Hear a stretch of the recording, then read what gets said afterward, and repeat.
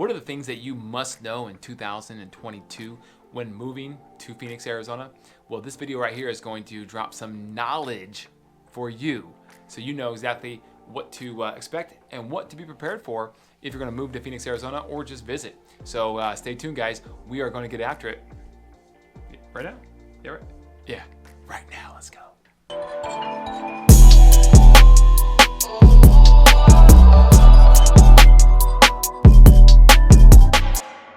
Hey guys, again, my name is Kelly Cook. This is my YouTube channel, Everything Phoenix, where we talk about just that, Everything Phoenix, for your personal enjoyment. Ring that notification bell, smash that subscribe button, like us, guys, and get us out to more and more people that can hopefully benefit from all this content. I'm a local realtor here, guys. Been doing so for 17 years. Yeah, 17 years. This guy is old. And have a lot of knowledge about the area that's stored right here, as well as, of course, all the research and experience that I've had the privilege of having over 17 years, guys, to give back to you. So I love doing this, guys. I really love giving back. I love coaching, mentoring, teaching. That's my passion. That's my thing. It's my jam. And so I'm going to coach you guys up on a couple things here for Phoenix on this video. Guys, we're going to go off the top 6 questions that I get most of the time here when people are asking about Phoenix and what's it like and things to know about before maybe heading down here. So we're gonna get after those right now here and start with number 1, okay? Number 1 that we have here is what are the best cities to live in the Phoenix area? So guys, I've done several videos on this, and so please take a look at the channel and click on those, because I go in way more detail, guys, and actually tour those cities. But I'm gonna have to go with some of the best cities. I won't go in any particular order on this area right here, but just something to check out and something to look at or into. I'm gonna go with Scottsdale. I'm gonna go with Chandler, Gilbert, Fountain Hills, Peoria. Okay, those top 5 areas are right now five of my favorite areas or cities for suburbs of the Phoenix area. There are quite a bit of them, and there are some awesome ones. I mean, I can name them all, and they'd all have very cool things in particular, specifically to that city or a suburb. But guys, those are just 5 I rattle off right away that I personally love, for entertainment, for potentially dining, for shopping, for hiking, outdoor activities, for growth, for maybe investing in real estate.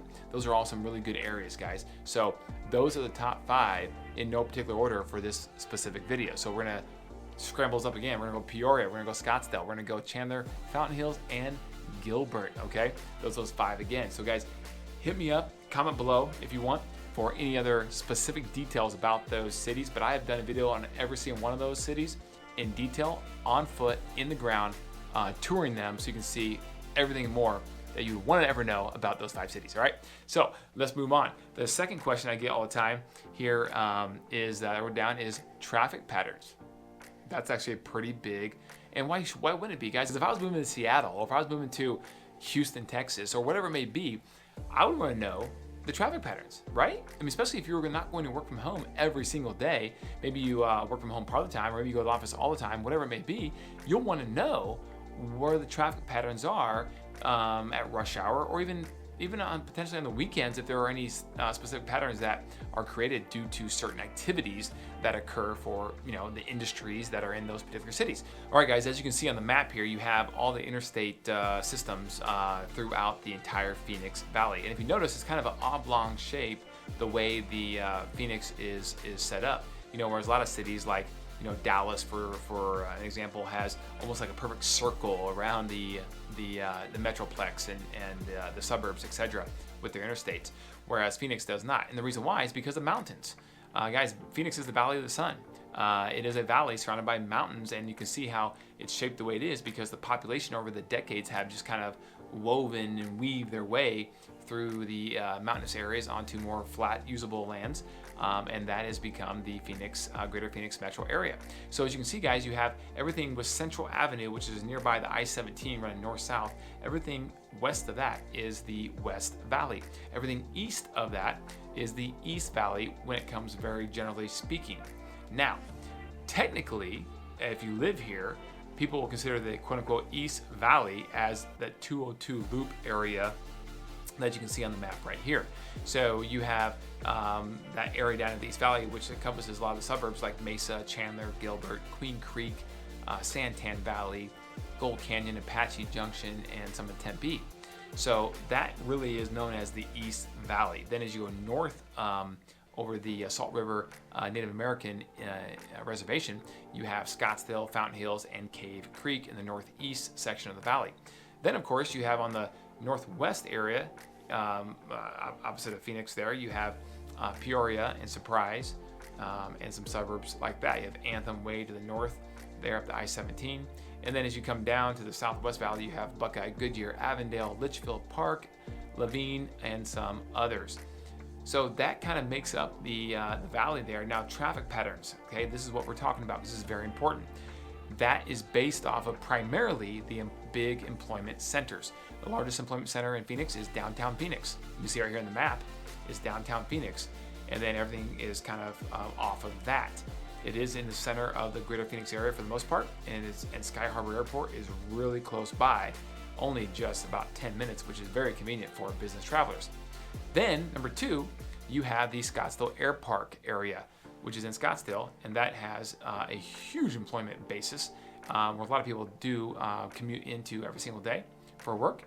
And then number three would be the Westgate, Glendale area, over there on the west side. And again, when I say employment, it's also entertainment as well. So there's a big entertainment district out there as well. You have two professional teams. You have the Phoenix Coyotes and you have the Arizona Cardinals. However, spoiler alert, for those of you who don't know, the Phoenix Coyotes are leaving the Westgate, Glendale area, and they will be relocating temporarily to Arizona State's new hockey facility. ASU has a brand new one coming out. I think it's only seats about 2,500 people, so it's gonna be an NHL pro team. It's a complete sidebar here, guys. In a 2,500 seat stadium, which is extremely small for a pro team. But anyways, I digress. And then you have obviously the D-backs, the baseball, and you have these Phoenix Suns, which is basketball, down in downtown Phoenix. So those are the main really big employment centers. Now, if you look out in the East Valley by the Williams Gateway Airfield Center, they are preparing that with industrial as well to make that one of the next major huge employment centers in the valley, because population has grown so far out there, just east of the 202 loop. So traffic patterns, you want to be going the opposite way for the most part as those those employment centers certain parts of the day. So for example, let's take downtown Phoenix. You want to be obviously driving away from downtown Phoenix in the morning and towards downtown Phoenix at night for rush hour. The Scottsdale Air Park, you want to be driving away from the Scottsdale Air Park in the morning, and you want to be driving to the Scottsdale Air Park at night, okay? So for example, if you live in Scottsdale, that's a pretty good place to be. Why? Because if you have to go anywhere for work, pretty much, you'll be going really close to the Scottsdale Air Park, which is basically no traffic at all. But if you have to travel on an interstate and you work somewhere else, maybe you work for Intel and you work in Ocotillo, which is South Chandler, you'll be going against the grain and have very little traffic to contend with living in Scottsdale. Whereas if you live in Chandler and work in Scottsdale Air Park, you'll be going with the grain and have a lot of traffic both ways for rush hour. So hopefully that helps, guys. On the west side, the West Valley, a lot more people there are blue collar type workers, whereas you have a little more white collar workers on the East Valley. Generally speaking, there's both on both, but generally speaking, guys, no one shoot me over this, right? Or send me an email. But because of that, it affects the traffic patterns a lot more. So coming from the West Valley to the East Valley during rush hour is a lot more hectic and slower on traffic patterns than going from the East Valley to the West Valley. Either way for work. Does that make sense? So hopefully that was not confusing, guys, and it all makes sense in terms of traffic patterns if you're gonna live, of course, in Phoenix. Okay, the third question here we're gonna answer that is very, very popular, I get a lot, is how diverse is Phoenix, Arizona? So we're gonna give you the specific stats here, and we're gonna go from there. But number one, the white population is 56%, okay? Hispanic population is 30%. The black population is 6%. The Asian population is 4%, the Native American population is 2%, and then the other population is 3%, which makes up the 100. So you can see there is actually more diversity down here than you would think. It's grown a lot in terms of diversity, especially over the last 20 to 30 years. Now, I've been here 18 years, and even just in the last 18 years, it has grown a lot in terms of diversity. And where there's more African American people and there's more Hispanic people and coming down to Phoenix. And so from that standpoint, I gotta give it a thumbs up, right? It's getting more and more diverse. I think diversity is good because you do get a lot of different feel for how different cultures are and how people are, and people from different cultures interacting with other cultures, and when everyone just understands where people are coming from and gets a taste and flavor and feel for that, I think it's a really, really cool thing. So guys, don't be scared of lack of diversity for Phoenix, whereas maybe 20, 30 years ago, you could have been a little more apprehensive about that. It has grown a lot when it comes to that for Phoenix. So, and you see it out there, all the places in the workplace. You see that in entertainment, dining, wherever it may be, out and about, sports leagues, whatever it may be. It's become a lot more diverse, which is a good thing for our wonderful city. Okay, the fourth question we're going to address here that we get a lot is what is the dating scene like out here in Phoenix? So, from experience, I'm going to tell you that actually I can't. No, it's one of those deals like I can't. You know why? Because I've been married since 2009. All right, so I've been married for 13 years, guys. I have no idea at this point. I mean, I kind of have an idea, I guess, right? But the reality is when prior to 2009, it was pretty good, right? But most single people are going down to Old Town Scottsdale. That's the #1 spot if you're going to go. And there's so many bars and clubs down there and nightlife and restaurants that you can't go wrong. I mean, you literally can't go wrong. It's going to be a good time down there, whether you're male or female. You're going to have a great time. Outside of that, you have other spots that are kind of cool to go to. Downtown Phoenix, it's being revitalized. For a while there, it was kind of like a ghost town where only if you were, homeless or there's parts that were kind of dangerous, that kind of thing.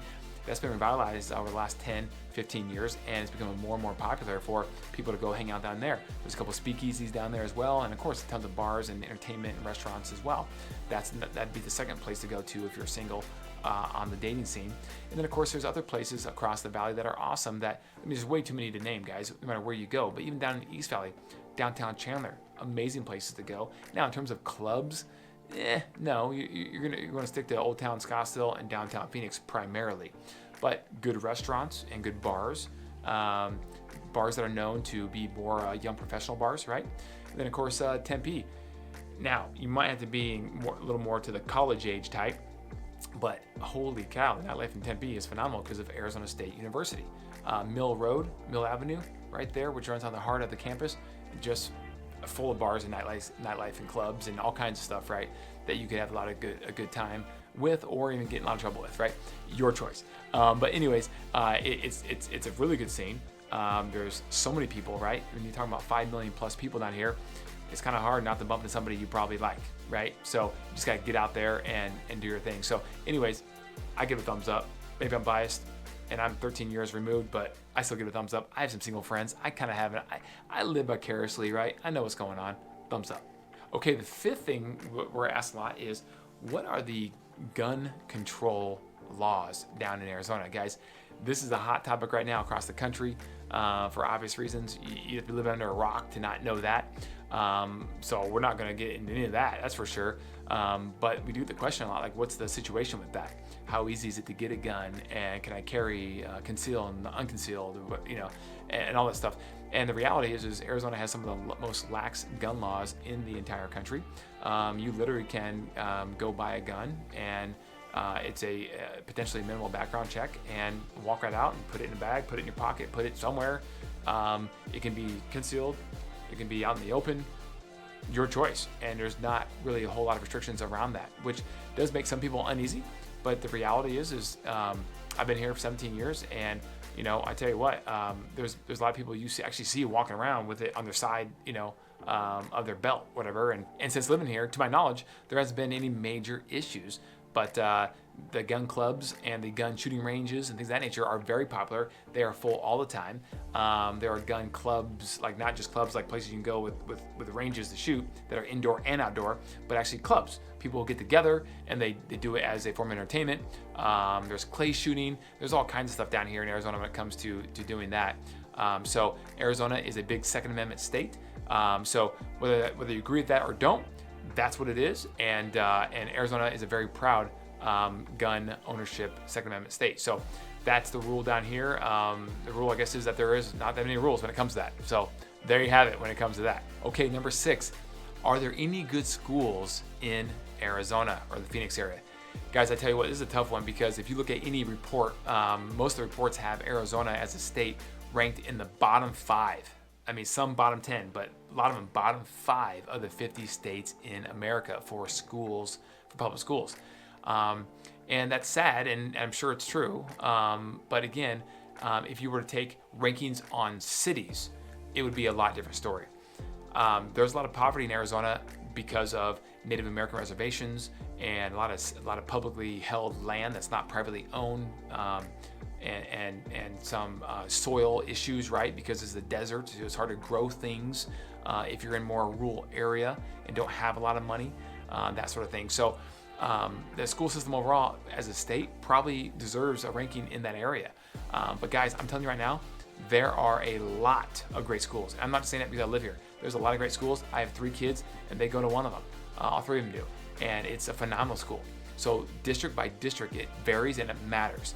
So one of the districts that is one of the best ones in the entire state is the Scottsdale Unified School District. Another one is the Paradise Valley Unified School District. Another one is the Chandler Unified School District, the Kyrene Unified School District, and the list goes on and on. There are some really good districts, and within those districts, some phenomenal schools that have a phenomenal track record that wouldn't be ranked anywhere remotely close to the bottom half of anything when it comes to ranking a specific school. So I encourage you not to be scared by these rankings that put the state of Arizona in the low bracket, because the reality is within the state, there are good cities with school districts. Within the cities, there are good suburbs and towns with good small school districts. And within the districts, great schools, whether it be elementary, middle school, or high school. Now, the other thing too about Phoenix is there are a ton of charter schools, guys.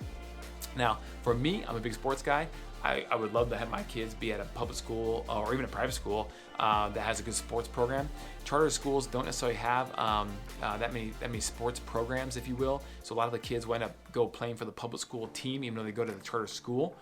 That's an option. You can do that. So whether or not how you feel about that is up to you as a parent. But the reality is you have that option. So, but there's a lot of charter school options which may have better education for a specific thing that you want for your kid. And there's a lot of private school options. There's really good private school options that schools that are Catholic based or Christian based, schools that are private like basis that are just super high academically rated.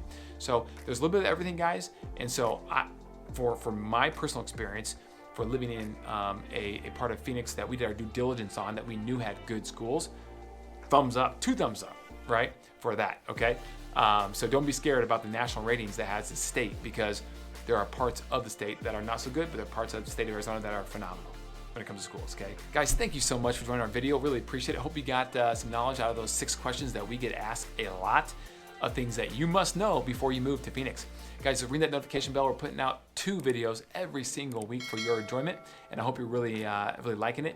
Comment below, let us know what you think. We always love to participate in whatever the comments or thoughts that you have at any given time. Guys, you can call me at any point at 480-660-5974, or email info@kellycookhomes.com, or if you're on social media, check out our Instagram page at Kelly Cook Real Estate Group. We're putting out some daily content of what we're doing behind the scenes.